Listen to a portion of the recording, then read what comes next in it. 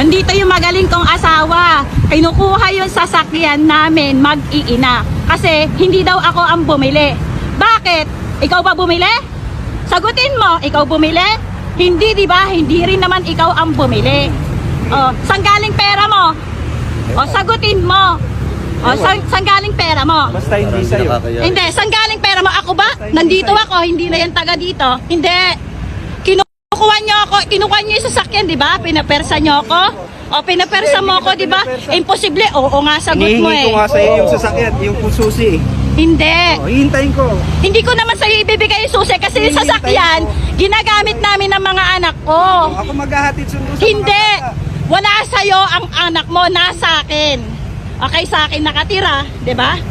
Anong purpose mo? Bakit ka nandito? Kukunin ko yung sasakyan. Bakit mo kukunin? Ikaw pa bumili. Sa akin nakapangalan, di ba? O, sa'yo nakapangalan? Talaga ikaw bumili? Oo.